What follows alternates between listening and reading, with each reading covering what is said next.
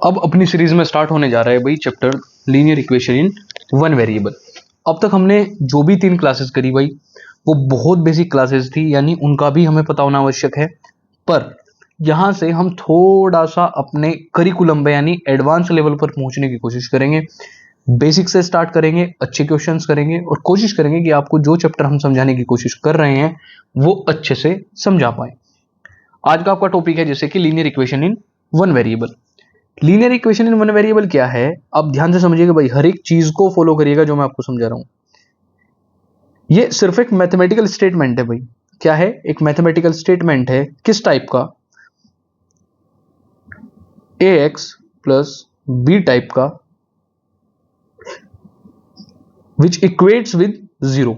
यानी आप बहुत ध्यान से समझिए भाई, ये एक ऐसा मैथमेटिकल स्टेटमेंट है जिसके अंदर सिर्फ एक वेरिएबल एग्जिस्ट करता है।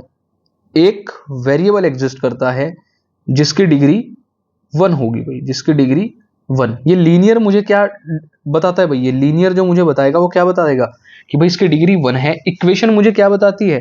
That it is equating with some constant, और in one variable means which have only one variable which we have to solve.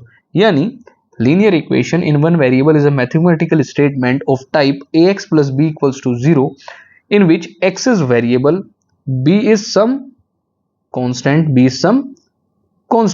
and a is coefficient of x। हमेशा आप इस चीज को ध्यान रखिएगा भाई, जब भी वेरिएबल के साइड में कुछ लिखा हुआ होगा, बिल्कुल साइड में बराबर में, इट मींस वो उसका कोफिशिएंट है। अब वेरिएबल की डिग्री वेरी कर सकते हैं, समझना भाई। ये तो हम डिग्री 1 का पढ़ रहे हैं। अच्छा, दूसरी बात, आपको अगर थोड़ा भी कंफ्यूजन डिग्री में है तो आप पहले डिग्री के बारे में समझ लीजिए भाई, डिग्री क्या होती है। मैं आपको साइड में बता देता हूं। Degree means highest power of the variable. किसी भी वेरिएबल की हाईएस्ट पावर को हम क्या कहेंगे? उसकी degree of the equation. Fine, उस इक्वेशन की वो डिग्री कहलाती है भाई।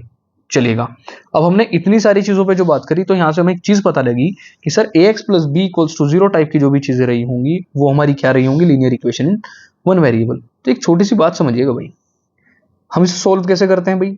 सोल्व कैसे करेंगे? ये क्या है भाई? ax plus B equals to 0।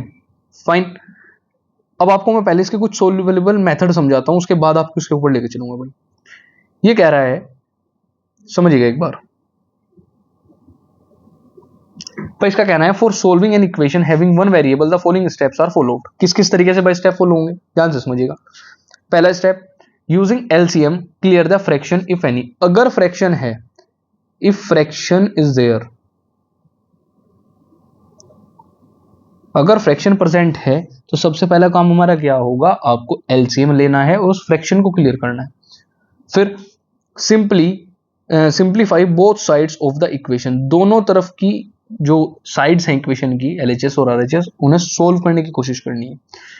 ये इंपॉर्टेंट है भाई। आइसोलेट द वेरिएबल, यानी पहले आप क्या करोगे? वेरिएबल जो है उससे किसी एक तरफ यानी किसी भी एक साइड ले लोगे। वेरिएबल को मुझे क्या करना है? किसी भी एक साइड करना है और बाद में वेरीफाई करना है आंसर को। आंसर वेरिफिकेशन का मतलब क्या होता है? जो भी मेरा आंसर आया, अगर मैं उस वैल्यू को वापस इक्वेशन में रख के देखूं और एलएचएस आरएचएस मेरे बराबर आ जाए, इट मींस मैंने जो आंसर निकाला इज द करेक्ट आंसर। समझिएगा भाई कहने की बात क्या है। ax plus B equals to 0, मैं आपको इसे बिल्कुल बेसिक से समझाने की कोशिश करूंगा भाई। हम कभी कभी क्या शब्द इस्तेमाल करते हैं भाई इसमें, समझिएगा एक बार। हम यहां कह देते हैं कि भाई ये ax प्लस बी है, हम क्या करेंगे कि जी ax यहीं रहेगा, b उधर जाके माइनस का हो जाएगा, और x यहीं रहेगा, a इसके नीचे जाके x की वैल्यू माइनस बी अपॉन ए दे देगा। पर ये चीजें हम कहते तो जरूर है, पर ये कहना is not a good thing भाई। रीजन क्या है? एक्चुअल में मैथमेटिक्स ऐसे काम ही नहीं करती है। मैथमेटिक्स का काम करने का तरीका जो है, ये सारी चीजें बैकग्राउंड में चलती रहती है। बैकग्राउंड में चलती कैसे है? ध्यान से समझिएगा। ये ax plus B equals to 0 जो है भाई, मैथमेटिक्स क्या कहता है? आप जो ऑपरेशन लेफ्ट साइड में परफॉर्म कर रहे हैं किसी भी इक्वेशन के, वो सेम ऑपरेशन आपको लेफ्ट साइड में भी परफॉर्म करना पड़ेगा। यानी अगर आप एक तरफ 2 जोड़ेंगे तो आपको दूसरी तरफ भी 2 जोड़ना पड़ेगा, आप एक तरफ 2 घटाएंगे तो आपको दूसरी तरफ भी 2 घटाना ही पड़ेगा। फाइन। तो जो भी आपके ऑपरेशन चलेंगे वो कैसे चलेंगे, दोनों तरफ चलेंगे। तो आपको एक चीज का ध्यान देना है, आप यहां से क्या कहेंगे, आपने स्टेप लिया subtracting b on both sides. b को आपने दोनों तरफ सबट्रैक्ट करा, यानी क्या करा आपने कि जी ये ax प्लस बी था, तो यहां से भी b माइनस करा और यहां 0 से भी b को माइनस करा। यहां b से b माइनस होके कितना बचा भाई, 0। तो आपके पास क्या आया, ax इक्वल्स टू माइनस का b। यानी हम जिस स्टेप को कहते हैं कि भाई ये b इधर प्लस का था इधर जाके माइनस का होगा, वो किस तरीके से हुआ, हमने दोनों तरफ सेम ऑपरेशन को परफॉर्म करा। आपने फिर एक नेक्स्ट चीज लिखी भाई इसके अंदर, क्या, a से divide by a both sides. आपने दोनों तरफ a से डिवाइड करने की कोशिश करी भाई। थोड़ी सी बात समझिएगा जरा मेरी, आपने दोनों तरफ डिवाइड करने की कोशिश करी, किससे, a से। तो क्या हुआ, जब आपने a से डिवाइड करने की कोशिश करी उस टाइम पर जो आपको चीज मिली वो क्या मिली, आपने कहा कि सर इतना काम करते ही हमें सबसे पहले क्या करना होगा कि जी ax equals to minus B को दोनों तरफ a से डिवाइड करा, यहां भी a से। अब ये यहाँ a है यहाँ a है तो कैंसिल हो जाएंगे, तो x की वैल्यू फाइनली आपके पास कितनी बची, माइनस बी अपॉन a। तो यानी आपको एक चीज पता चली कि सर एक्चुअल में मैथमेटिक्स बैकग्राउंड में इस तरीके से काम करता है कि वो दोनों तरफ की इक्वलिटी मेंटेन करता है, दोनों तरफ की इक्वलिटी को मेंटेन करके चलता है भाई, तब जाके मेरे पास x की value minus B upon a आती है। और यहां से ना आपको एक गजब की चीज पता चलेगी, क्या, ध्यान से समझिएगा। x की एक ही वैल्यू है, x की सिर्फ एक ही वैल्यू है, वो है माइनस बी अपॉन ए। यानी अगर आपसे कोई पूछ ले यहाँ कैसा सॉल्यूशन आएगा, तो आप कह सकते हैं कि सर ये हमेशा मुझे कैसा सॉल्यूशन देगा, यूनिक सॉल्यूशन। यूनिक मतलब only one solution, only one solution. Fine. तो लीनियर इक्वेशन आपको सिर्फ एक सॉल्यूशन देती है, एग्जैक्ट, वो भी यूनिक होता है वो। फाइन। तो अगर आपको ये बहुत बेसिक चीजें समझ में आई, किस चीज को क्या कहते हैं कैसे कहते हैं, तो आप अब नेक्स्ट की तरफ बढ़ते हैं भाई। आपको कुछ क्वेश्चन सोल्व करके दिखाते हैं, तब आपको और कॉन्फिडेंट लेवल आपका बूस्टअप हो जाएगा। ध्यान से समझिएगा एक बार, इसे हटा देते हैं भाई अभी के लिए। यहां चलिए, कह रहा है solve 4x 2x minus 4 equals to 0। समझिएगा ध्यान से, 2x माइनस 4 इक्वल्स टू 0। तो आपने इक्वेशन लिखी 2x माइनस 4 इक्वल्स टू 0। भाई मैं आपको स्टेप वाइज कराने वाला हूं, बाद में आप कैसे भी करो वो मैटर नहीं करता, पर यहां स्टेप्स मैंडेटरी है। पहले स्टेप क्या है भाई, -4 इधर से रिमूव करना है, यानी क्या करना है, वेरिएबल को आइसोलेट करना है मुझे। तो ये माइनस, तो इधर से माइनस का 4 तो हटाना पड़ेगा, तो क्या करूं, 4 ऐड कर देता हूं। तो आप क्या करोगे, एडिंग 4 बोथ साइड्स।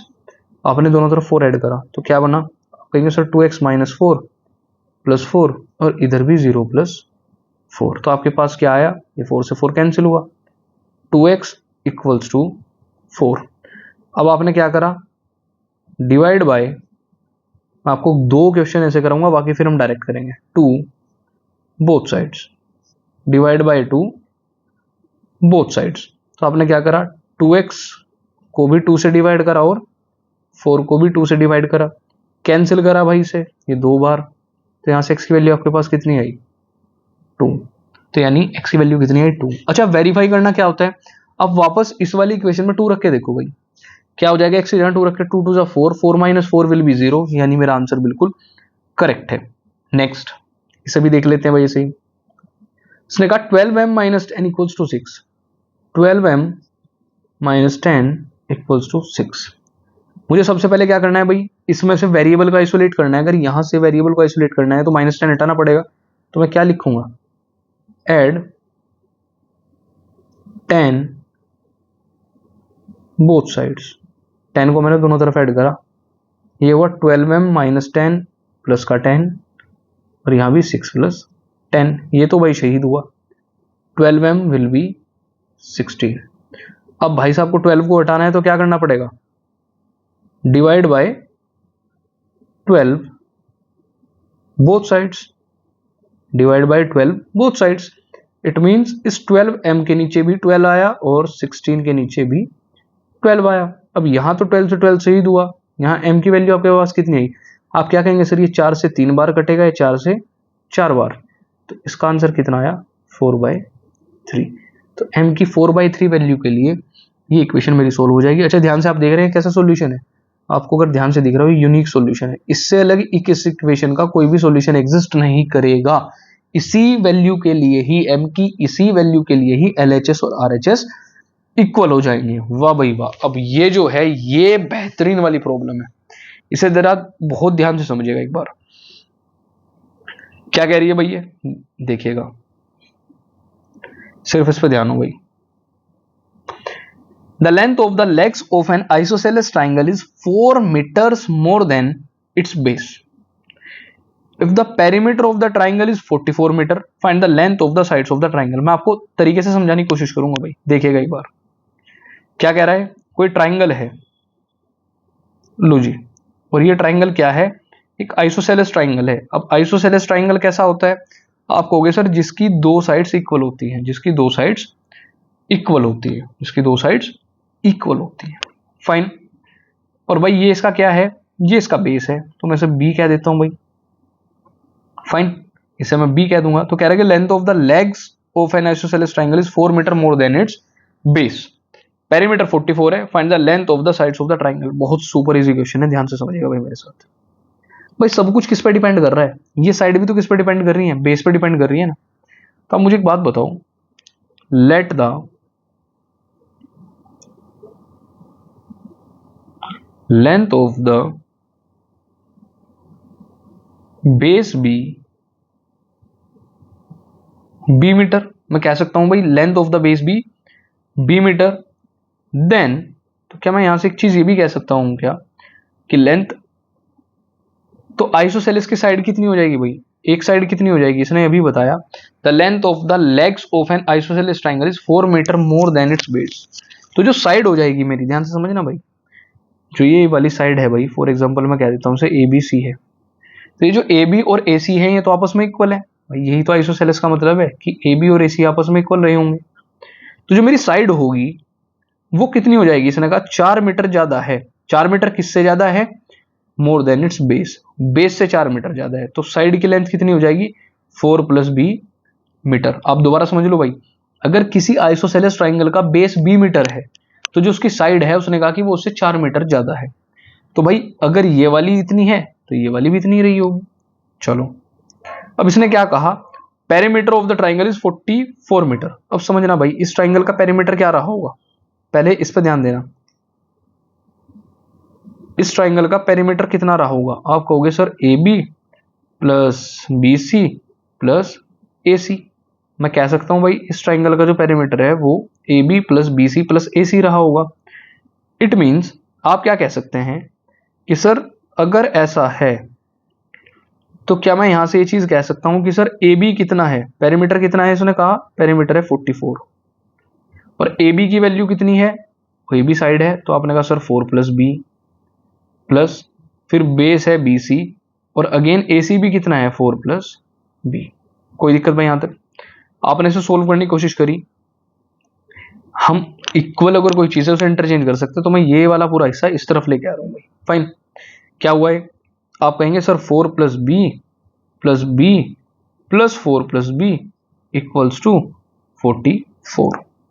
आपने इन सबको ऐड करा, इन सबको ऐड कर दिया, आपको सबसे पहले क्या मिला? आपने कहा सर 1b 2b 3b, तो ये हो जाएगा 3b + 4 and 4 is 8 = 44। भाई मुझे आप ये बताइए पहले, यहां तक किसी भी प्रकार की कोई समस्या? अगर नहीं है तो और चीजें देखते हैं भाई। अगर यहां तक की बात ठीक है तो आपको मैंने क्या समझाया, अब 8 हटाना है तो मैं दोनों तरफ से भाई 8 सब्ट्रैक्ट करूंगा। तो हमने जो चीज पहले करी अब डायरेक्ट करने की कोशिश करेंगे। ये कितना हो जाएगा? 3b = 44 - 8। तो 3b की वैल्यू कितनी है भाई? 44 से मेरा 8 जाएगा, इट विल बिकम 36। तो b = 36/3। b मेरा कितना आया? 36/3। तो बस डायरेक्ट आपका आंसर आ जाएगा। अब ये 3 से कितनी बार कटेगा? 12 टाइम्स।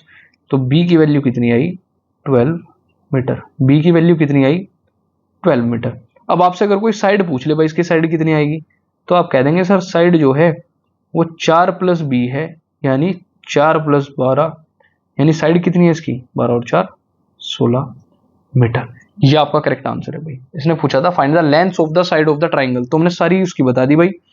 बेस इतना है और उसकी साइड रही होगी 16 मीटर। यानी कैसे कैसे आप कहोगे कि सर ये वाली साइड भी मेरी 16 रही होगी, ये भी 16, और बेस मेरा कितना रहा होगा 12 मीटर का। क्वेश्चन समाप्त। तो आई होप मैं जो आपको जिस टाइप के क्वेश्चन समझाने की कोशिश कर रहा हूं ये आपको अच्छे से समझ आ रहे होंगे भाई। नेक्स्ट जरा इस क्वेश्चन को देख लेते हैं भाई। क्वेश्चन आसान है, बस चीजों को हमें समझना है कि ये होगा कैसे। देखना भाई, समझिएगा। कह रहे कि 2y plus 5/3 equals to 26/3 minus Y. तो भाई बताइए क्या होगा। अब हम क्वेश्चंस को डायरेक्ट कर रहे हैं भाई, वो स्टेप्स मैंने आपको बताई जो चीज बैकग्राउंड में चलती है। तो 2y plus 5/3 equals to 26/3 minus Y. समझिएगा, ये कह रहे हैं कि जो 2y प्लस 5/3 है वो 26/3 माइनस वाई। अब अगर आपके याद हो हमारा सबसे पहला कार्य क्या है, हमें वेरिएबल को एक साइड करना है, वेरिएबल को आइसोलेट करना है, यानी चेंजेस करना स्टार्ट करो भाई। ये माइनस वाई एलएचएस में आके प्लस का वाई हो जाएगा, और बैकग्राउंड में मैंने आपको समझाया कि हमें क्या करना है, दोनों तरफ कैसे ऐड करना है वाई को। Equals to this is 26/3, this is minus 5/3। तो आपने क्या करा, 2y plus Y will be 3y, and ये अगर एलसीएम आता है तो ये कितना हो जाएगा 26 माइनस 5। चलिएगा, y की वैल्यू क्या हुई 26 माइनस 5 विल बी 21/3, और ये जो एक 3 इधर है क्या वो भी नीचे आ जाएगा भाई। फाइन, अब 3 से काट लेते हैं भाई। 3 से कितनी बार कटता है 7 बार, सिर्फ इतना ही कटेगा। तो y की वैल्यू कितनी आनी चाहिए आपके हिसाब से 7/3। y की वैल्यू आनी चाहिए 7/3। देख लेते हैं भाई 7/3 का आंसर में आएगा डी। तो बस D is the correct answer. ये इतने ही आसान क्वेश्चन है, इसमें आपको ज्यादा कुछ भी करने की आवश्यकता नहीं है, सुपर इजी तरीके से हो जाएंगे भाई।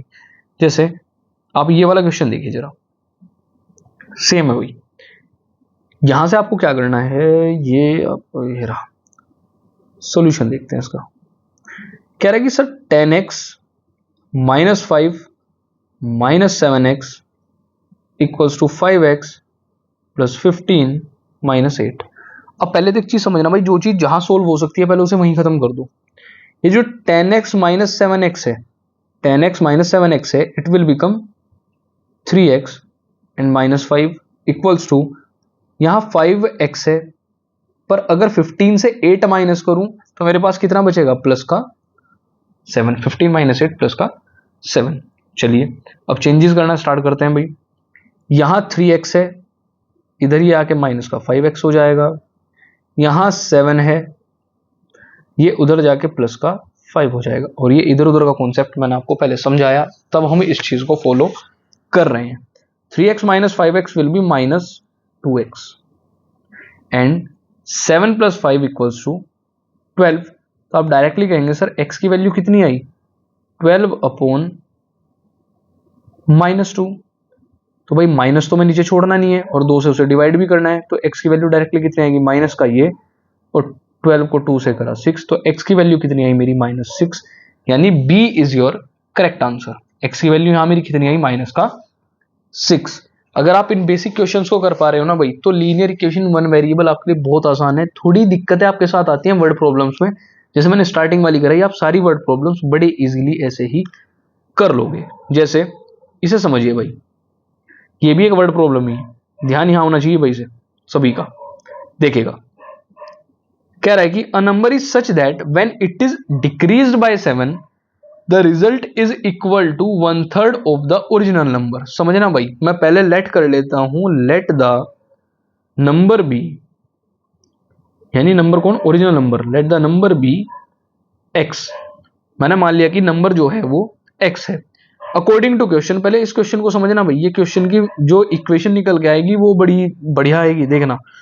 ये कह रहे हैं number is such that when it is decreased by 7, एक नंबर ऐसा है अगर मैं उससे 7 से डिक्रीज कर दूं यानी 7 घटा दूं, अगर मैं उस नंबर को 7 घटा दूं तो जो रिजल्ट आएगा, रिजल्ट मतलब ये किसके इक्वल आएगा, equal to one third of original number, one third of original number. आप दोबारा समझना भाई, कोई नंबर x है, अगर मैं उसे डिक्रीज्ड बाय 7 कर दूं यानी 7 से घटा दूं तो जो रिजल्ट आएगा, रिजल्ट मेरा कितना आएगा, वन थर्ड आएगा, वो भी ओरिजिनल नंबर का। चलिएगा भाई, तो पहला कार्य हमारा क्या है, हमें तो भाई डेनोमिनेटर गायब करना है, तो ये 3 इधर जाके मल्टीप्लाई में आ जाएगा क्या, तो 3 times x minus 7 will be x। और सोल्व करते हैं, 3 अंदर ब्रैकेट में जाएगा तो ये 3x हो जाएगा और minus 7 3 21 and this is equals to x। समझिएगा भाई दोबारा, 3x ये इधर आके माइनस का x और ये भाई साहब वहां RHS में प्लस का 21, 3x minus x will be 2x equals to 21, तो x हुआ मेरा 21 डिवाइडेड बाय 2। अब 21 डिवाइडेड बाय 2 अगर दे रखा है तो सही, इन पर इसने दे रखा है 10.5, तो x का पॉइंट में आंसर दे रखा है तो इसका आंसर आ जाएगा 10.5। यानी वो जिस ओरिजिनल नंबर की बात कर रहा है वो ओरिजिनल नंबर कौन है, 10.5 है, 10.5 है। आई होप मैं आपको इस क्वेश्चन को अच्छे से समझा पाया हूँ भाई, सिंपल सी बात कह रहा है, दोबारा समझ लो। A number is such that, भाई बहुत आसानी से सोचना है, मैंने मान लिया कि मेरा नंबर वो x है और उसने कहा कि अगर आप x को डिक्रीज बाय 7 यानी 7 से घटा देते हैं, 7 घटा दोगे उस नंबर को, तो वो जो नंबर है किसके इक्वल आ जाएगा, वन थर्ड आ जाएगा अपने ही, यानी ओरिजिनल नंबर के वन थर्ड आ जाएगा। यानी ये मुझे इतनी सी बात इसमें सिर्फ समझनी थी। चलिएगा, अब अगर हमने ये बात समझी तो नेक्स्ट चलते हैं भाई अगले क्वेश्चन की तरफ। अब ये आज का आपका लास्ट क्वेश्चन रहने वाला है भाई, इसी के साथ आपका ये चैप्टर मेरी तरफ से समाप्त। आप इसके अच्छे अच्छे क्वेश्चन प्रैक्टिस करें भाई, क्लास 9th की RD शर्मा में आपको इसके अच्छे क्वेश्चन मिल जाएंगे। बाकी आप अगर वर्कशीट भी डाउनलोड करते हैं तो आपको बड़ी अच्छी अच्छी वर्कशीट इसकी प्रैक्टिस के लिए मिल जाएंगी। अब जरा इस क्वेश्चन को देखते हैं भाई, यहाँ कुछ आपको ऐसी चीज समझ में आएगी जो अब तक किसी भी क्वेश्चन में नहीं आई। देखिएगा, कह रहा है कि 6x plus 7 upon 3x plus 2, यानी अगर आप मल्टीप्लाई करना नहीं जानते ना भाई चीजों को, तो आप वो यहां समझेंगे, equals to 4x plus 5 upon 2x plus 3, 4x plus 5 equal upon 2x plus 3। अब आपको इस क्वेश्चन को देख के एक चीज लग रही होगी कि सर क्रॉस मल्टीप्लाई बिना क्वेश्चन नहीं होगा।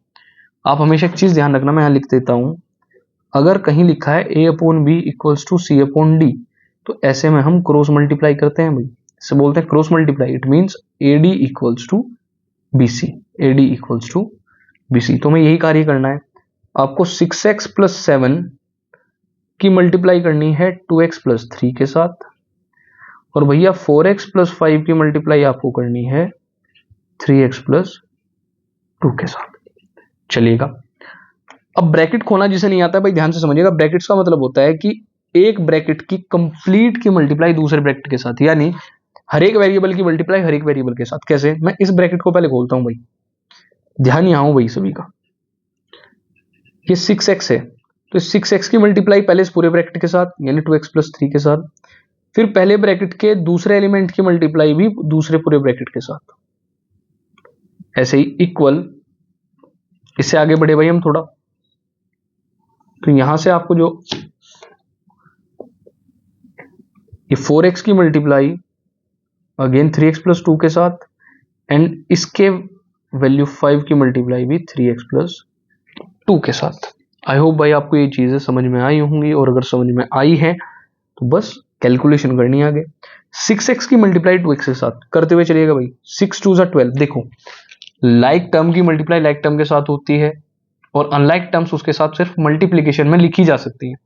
यानी 6 की मल्टीप्लाई 2 के साथ करोगे तो 6 2 12, और x की मल्टीप्लाई x के साथ करोगे तो x की पावर 2, एक्सपोनेंशियल पावर में समझाया है, प्लस 6 की मल्टीप्लाई 3 के साथ करोगे तो 18, और x इसके साथ सिर्फ ऐसे ही लिखा जाएगा, plus 7 2 14 x and plus 7 3 21 again equals to 4x plus 3, यानी ये हो जाएगा 12x square plus 4 2 8x plus फिर 5 की 3 के साथ यानी 15, और x एज इट इज, और 5 के 2 के साथ यानी 10। अब वेरिएबल्स को इधर उधर करना स्टार्ट करते हैं भाई। यहां से आपको एक चीज और पता लगेगी, अगर इक्वल के दोनों तरफ सेम साइन में कोई भी नंबर प्रेजेंट है, नंबर भी नहीं कहूंगा मैं, कोई टर्म कहूंगा, अगर इक्वल के दोनों तरफ, समझिएगा भाई मैं आपको कुछ इस तरीके से बताता हूं। देखिए, अगर इक्वल के दोनों तरफ, जैसे यहाँ 12x² है ना, इस तरफ भी 12x² है और विद सेम साइन है, तो हमें यह बताया जाता है कि ये दोनों कैंसिल आउट हो जाते हैं, ये दोनों कैंसिल आउट। क्यों? क्योंकि भाई एक टर्म को अगर आप दूसरी तरफ लेके आओगे तो उसका साइन चेंज हो जाएगा, वो आपस में क्या करेंगे, कैंसिल। कैसे हुआ, ध्यान से समझिएगा भाई।